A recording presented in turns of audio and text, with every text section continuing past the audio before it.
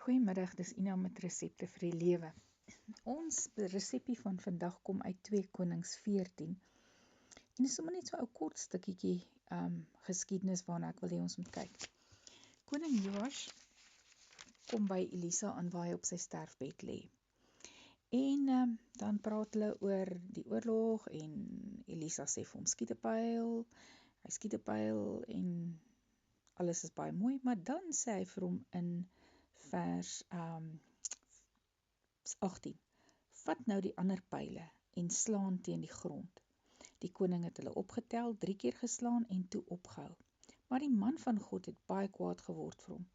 Jy moes 5 of 6 keer geslaan het, roep hy uit. Dan sou jy Aram verslaan en heeltemal verwoes het. Nou sal jy net 3 keer oor Aram seevier. En daarna het Elisa gesterf. Nou ons weet nie of Elisa onmiddellik gesterf het en of het nou 'n rukkie daarna was nie. Maar as ek nou na hierdie stukkie kyk, dan klink dit vir my amper asof dit nou direk daarna was.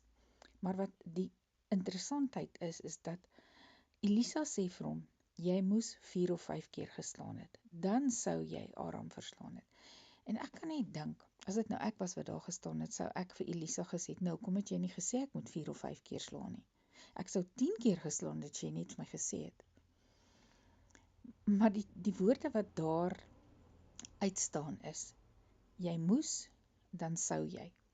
Die Engels sê, you should have en you could have.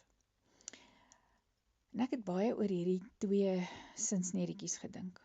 Ons almal sit met 'n jy moes of ek moes. As ek maar net nee gesê het. As ek maar net die tekens raak gesien het. As ek maar net dit. As ek maar net dat. Of ek moes nooit. Jy moes nie.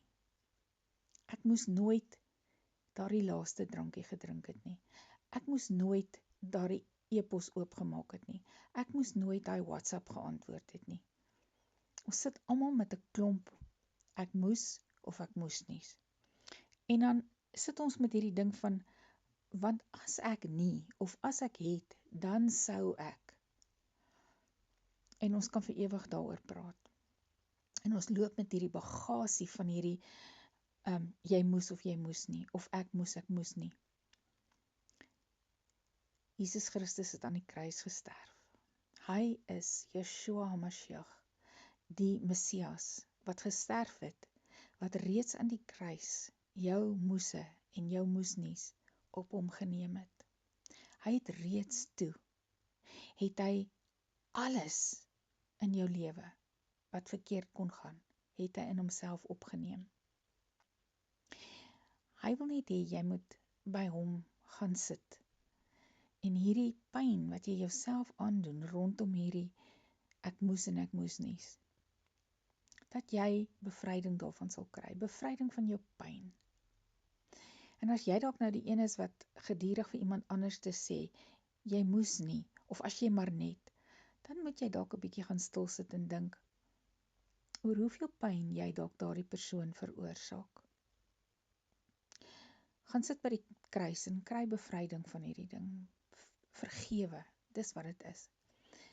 Want baie keer, hierdie koning is dood, daar's niks wat nou meer daaroor gesê kan word, daar's niks meer wat daaraan gedoen kan word nie.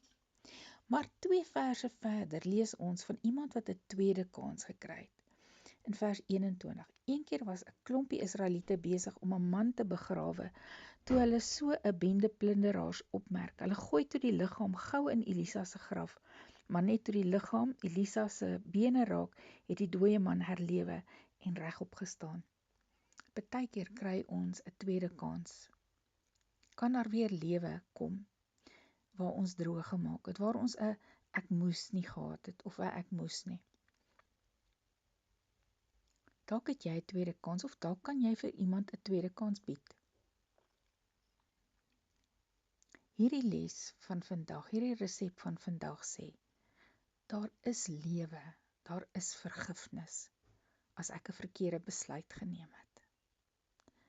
Aba Vader, dankie dat ek saam met my boeties en sissies vandag kan juig en kan rejoice in die feit, dat elke ek moes of ek moes nie, wat op my pad agter my lê,